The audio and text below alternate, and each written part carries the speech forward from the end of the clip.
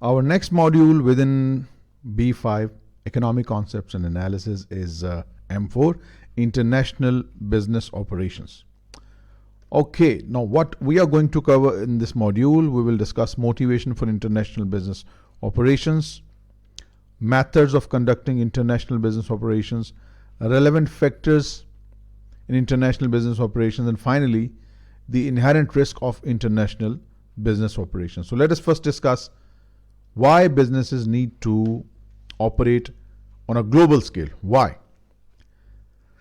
The first and foremost reason why businesses compete on a global scale, operate on a global scale, is an economic concept called the comparative advantage. I will explain this with the help of an example here.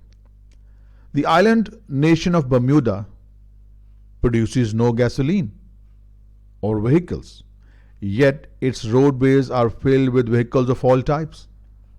So where do they get fuel from? Where do they get vehicles from? The country specializes in tourism. It has a comparative advantage than other countries in tourism, so it generates money from tourism and uses the money it earns from its visitors to buy vehicles, to buy petroleum products. Similarly, Japanese are very good at manufacturing electronic devices, electronic appliances, vehicles. So they produce lots of vehicles, lots of electronics items, and they generate lots of money, and they use this money to acquire something they are not good at producing. So they have comparative advantage than other countries for electronics and for automobiles. So the country maximizes its resources by specializing in tourism, Bermuda, and buying transportation resources elsewhere.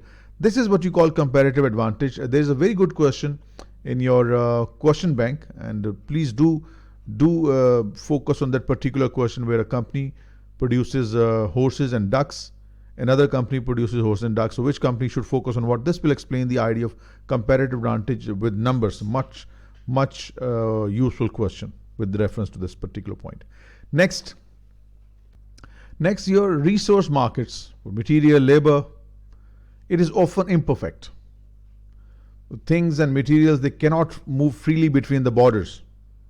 Like for example, maybe a country could be very resourceful, but it cannot make full use of its resources, cannot exploit it fully. Whereas another country might be short of that particular resource. Like for example, country A is rich of resource X and country B is rich of resource Y, right? B needs X, A needs Y. So what they do, they exchange their X's and Y's with each other.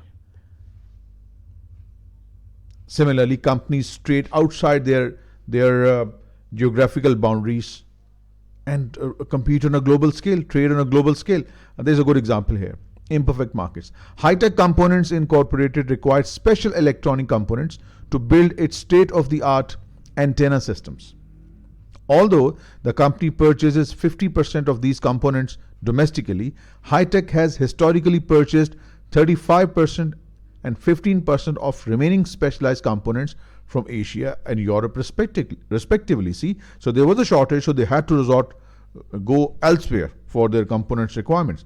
Over the past 6 months, High-tech has faced significant increase in prices for these international components due to production shortages, higher shipping costs, and political tensions with several of exporting countries. In order to remedy this risk, High-tech is currently seeking other international trading partners for these specialized components so they can ensure regular supply at lower cost. So this is one of the motivations for international business operation. Then the last is product cycle. Product cycle theory suggests that if a firm is successful in domestic market, in domestic competition, it will gain strength, it will become confident, and then it will take on foreign competition. It will start exporting its product or services to other countries. And if its product succeeds in international market, it will further promote international competition between firms, global foreign competition. So if your product or service is successful in the local market, in the national market, then you can take it to the higher level at a global scale, and there will be then competition at a global scale. So you will be able to compete with foreign business rivals on a much wider scale. And this is the third motivation for international business operation. Then the next subunit within this module is methods of conducting international business operations. Multinational firms, multinational operations are conducted in many different ways, and here are the few ways discussed. International trade. International trade means exporting and importing of products and services between different countries, and this is quite a self-evident term, no explanations needed. Licensing. Sometimes some firms may grant the right to use its processes or technologies in exchange for a fee under the licensing agreement. For example, there is a Germany firm, X Incorporated, and it has produced a certain pharmaceutical product. Now, this firm can grant a license to a Pakistani pharma firm, Y Company Limited, and under the licensing arrangement, the same pharmaceutical product can be made by this Y Company Limited under a licensing agreement. So this way, X Incorporated, while being in Germany, it has able to reach into the Pakistani pharmaceutical market. Like this is an example for licensing. Wireless Incorporated, a US corporation, obligates itself to establishing and maintaining cellular telephone systems in Mexico in exchange for licensing fee to use its technology. So this Wireless Incorporated firm, under the licensing arrangement, has given its technology use in Mexico, and this would bring in the licensing fee to this Wireless Incorporated US-based firm. Then the third one is franchising. In franchising, there are two entities, entity A, entity B. Entity A, the franchisor that wants to expand internationally, because what we are studying, methods of conducting international business operations. So you can conduct through trade, export, import, licensing. The third way is franchising. Let's say A wants to expand globally. So instead of just giving license or importing, exporting, this firm A, called the franchisor, it can, under the contract, grant firm B to use its marketing service, its delivery strategy, training, so on and so forth, for a certain fee. This firm B that has taken this service or this arrangement is called the franchisee. Let's take an example. Flip a Burger Incorporated, a US corporation, wants to conduct business internationally. It obligates itself to provide training and the use of unique company logo to businesses that operate in Peru, Pakistan, India, UAE, Saudi Arabia for a certain amount of fee. So this firm, Flip a Burger Incorporated, is the franchisor, and the firm that purchases this franchising agreement arrangement is called franchisee. Next, joint venture. Now let's say I want to start a business in China and I don't know Chinese language. I do not know their business practices. So what I do have money, I do have management skills, but I do not have the local knowledge. I don't know how the local business are conducted. So what we can do, I can join with another person, another business in China, X, and we can run a business together. Right? So joint ventures basically are the businesses that are conducted jointly by two businesses. So I have the necessary capital, X has the local knowledge, local expertise, so we can combine and run a business together. Let us see an example. Engulf and Devore Foods Products, a US corporation, teams with Chesbrel, a French concern. See, this firm, the US-based firm, wants to start its activities in France, but doesn't have the local expertise and local knowledge. So they team up with Chesbrel, a Chinese concern, to distribute US confections throughout France using Chesbrel's distribution network. This is what you call the joint venture. Then, foreign direct investment, FDI. Now let's say a firm based in the US, A Incorporated, it wants to start a business in a country called Zealand, for example. Now there are two ways. Either A directly purchases an existing business and make it its subsidiary. Existing business, let's say it's X Incorporated. So A Incorporated acquires 100% or maybe more than 50% shares of X Incorporated, and this way the operations can be conducted in Zealand.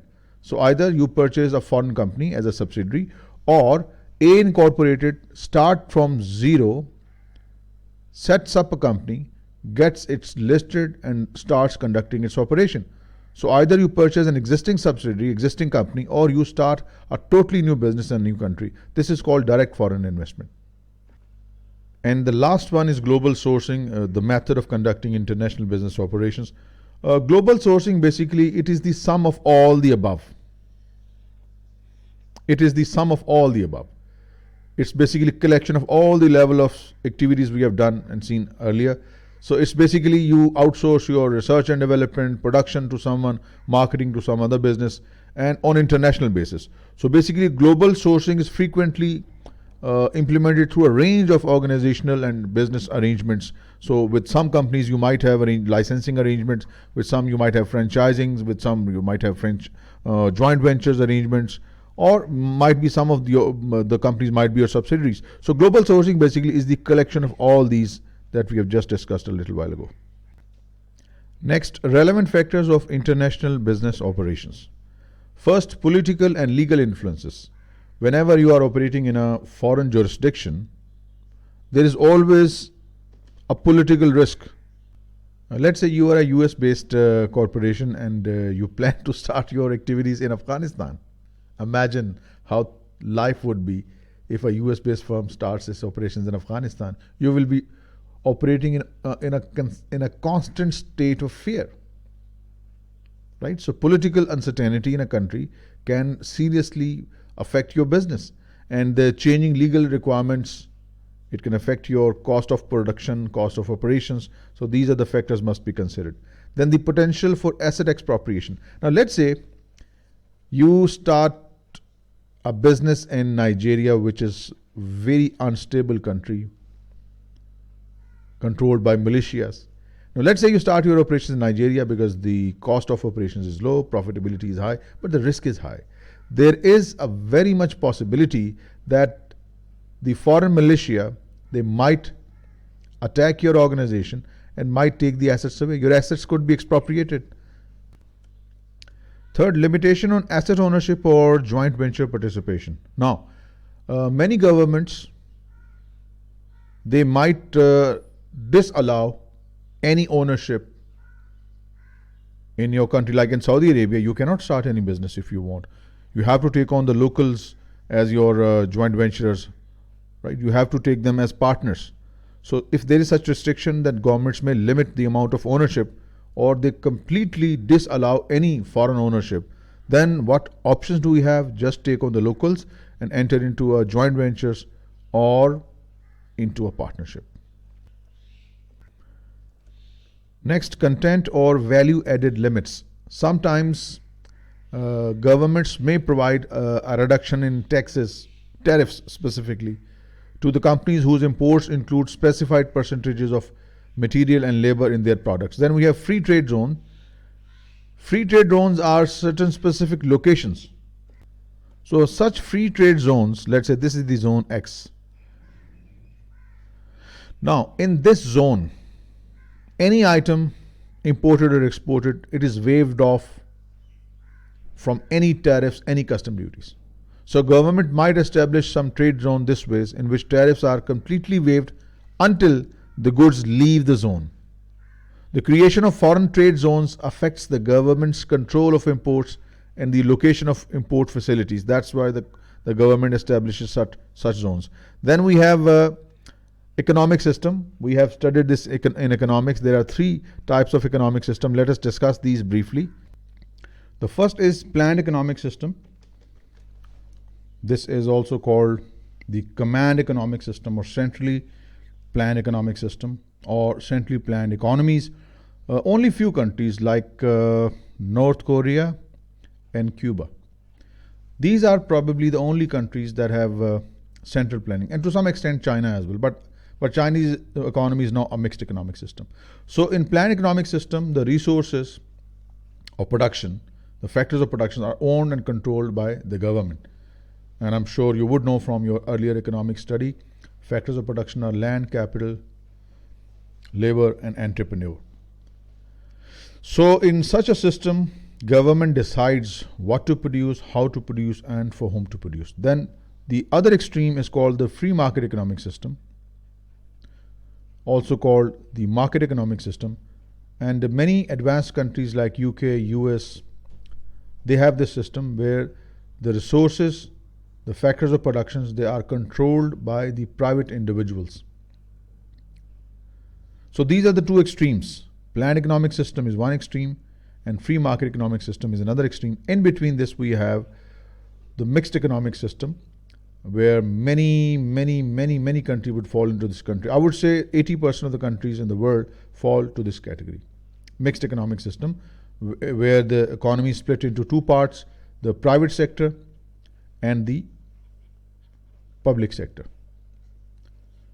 Public sector works like a command economic system, and the private sector where the factors of production are owned and controlled by the private individuals. So these are the three economic systems, and if you are planning to go global, you need to see the country where you are planning to go, whether it's centrally planned, is it a mixed economic system, or is it a free market system. It will greatly affect your business.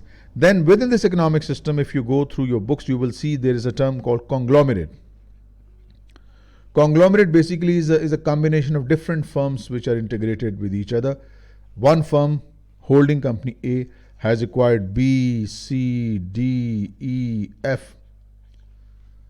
So such a complete combination of different firms together is called a conglomerate system, or they are called conglomerates. Such conglomerates are allowed in Japan, in Korea, where one firm produces X, other firm produces component Y, which is an input to X, and then they are linked some way with each other. And there is cross-shareholding among these firms. So such integrated financing, manufacturing, supplying organizations are called conglomerates, and they are not allowed in the US because it might violate their antitrust laws. US believes that there should be level playing field. Company A, B, C, they should be allowed to operate independently and compete with each other. If such a conglomerate is set up where many combined firms become so large that they might totally kick out ABC from the market. So there is no such possibility. In the US, antitrust laws are quite stringent, so they might not allow establishment of such strong conglomerates. I remember way back in 2000, the US Supreme Court divided Microsoft into two subsidiaries, one responsible for building operating system and other for application softwares like Windows Office, Microsoft Excel, Access, PowerPoint, and so on, Internet Explorer, and so on. Then we have culture. What is culture? Culture involves shared values and attitudes of a group. The culture of nations or regions typically involve the following issues. First, individual versus collectivism. What does it mean? Collectivism, basically, it prioritizes group cohesion over individual pursuits. Groups are preferred over individuals. It sees long-term relationship as essential since it promotes group goals. On the other hand, individualism focuses on human independence and freedom, and it is generally against external interference regarding personal choice. So if you ask me what kind of system do we have in the US? US has individualism. US, we place more or high value on individualism, whereas in Asian economies, in Asian countries, the more emphasis on collectivism. Uncertainty avoidance. Some cultures, they love uncertainty. Like the US entrepreneurs, they love to take uncertainty with the possibility of making huge returns. But Asian, South Americans, these cultures, they may be highly repulsive, or they are highly averse to dealing with uncertainty. So some countries, individuals are more willing to take on risks, take on uncertainty, but some not. Then short-term versus long-term orientation. US traditionally has been very short-term focused. United States tends to have a short-term orientation, whereas many Asian cultures like in Japan and China, India, Pakistan, they have a long-term focus. Acceptance of leadership hierarchy. In Pakistan, India, and the Middle East countries, the leader is considered as a god. He takes the power, he orders, he forces his employees to work in a specific way. So many Asian countries, leaders are considered as idols, but in the US, there is more equality. Leader or the CEO is considered just like as an ordinary guy. But that's a huge difference I've noticed in our culture in Pakistan and India. The owners and the CEOs, they are revered. They are considered to be gods, all powerful. That is totally untrue for developed economies like UK and the US. So that's a very stark difference between these two areas. Technology and infrastructure. International businesses may require factoring in wide differences in technology, communication systems, transportation systems could be good one place, not in the other. Power and water resources could be available in one jurisdiction, not the other. Training of staff, differences in accounting practices, GAAP versus IFRS.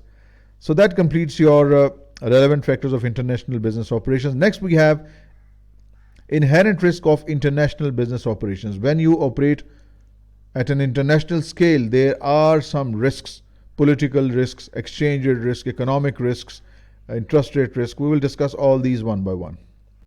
When you operate at an international scale, you are exposed to exchange rate volatility. Exchange rate fluctuation can affect you in three different ways. Let us discuss these one by one. First is, you might have some, let's say, take an example. I am in Pakistan, right? PKR is our local currency. Let's say if I have some accounts receivable denominated in dollar, what if the dollar depreciates over time? I will receive less rupees. So this is a risk. If account receivables are denominated in dollars, then if I receive dollar and meanwhile the dollar depreciates, I will receive little rupees in return, right? This is called transaction risk. But at the same time, if I have an account payable to be settled in dollar, what if the dollar appreciates over time? I will have to pay more rupees. So this is the risk. Account receivable involve the risk when the dollar depreciates, and account payable, dollar-based account payable will become a risk if the dollar appreciates. So this is called the transaction risk. This is called the transaction risk. Second, economic risk. Right now, $1 US is equal to 180 Pakistani rupees, right? This is the exchange rate right now. And let's say if I purchase goods from the US, and if the dollar appreciates to $1 is equal to 200 PKR, then I have to pay more Pakistani rupees. So if the US currency appreciates, my imports will become expensive. On the other side, if the dollar depreciates over the period, it turns to 150. I will have to pay lower number of PKRs. In that case, my imports become cheaper. And the reverse is true for exports. And the third impact is the translation risk. Translation risk means I have a fully owned foreign subsidiary, and of course it's a US based firm. Financial numbers are in dollars. When I translate these dollar based numbers into PKR for reporting in Pakistan, so this translation could mean some gain and loss, which is a completely different topic studied in accounting. But there is a risk when the dollar appreciates, depreciates. The foreign currency subsidiaries financial statement, when translated, could result in significant gains and losses, of course unrealized. Okay, higher foreign demand is good for our business. We will be able to sell more of our goods and services. If the interest rates in the foreign countries are higher, that would mean economic slowdown and reduced demand for our goods and services. On the other hand, if the interest rates are lower, that will indicate more growth and more demand for our goods and services. Inflation, if the inflation rate is high, that would indicate, what is inflation? It's a persistent increase in general price level.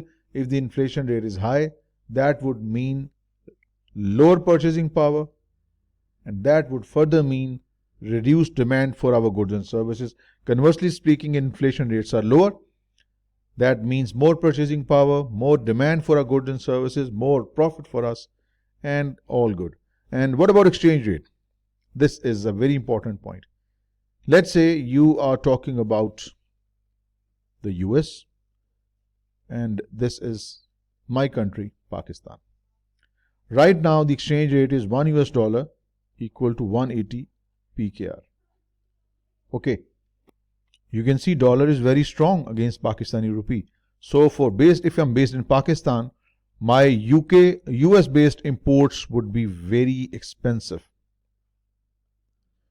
But my Pakistani products, they will look very cheap to the US. So it means my exports will be very cheap for the US buyers.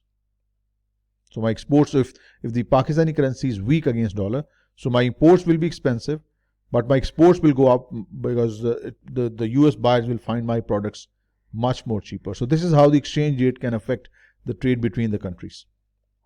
Then we have the political risk. Political risk means how stable or unstable a country is politically. Bureaucratic rigmarole means if there is any bureaucratic hurdles that are placed in the international trade by making the import-export difficult, this could be an issue to consider. Corruption amongst the government officials. How welcoming is the host government for the international businesses? That is also a factor to consider. And most importantly, the consumer's attitude, how willing consumers are to purchase the Pakistani-made goods. If the consumers are more inclined to purchase Pakistani-based goods, then I do have a good market in the foreign country. Otherwise, the profitability could be lower.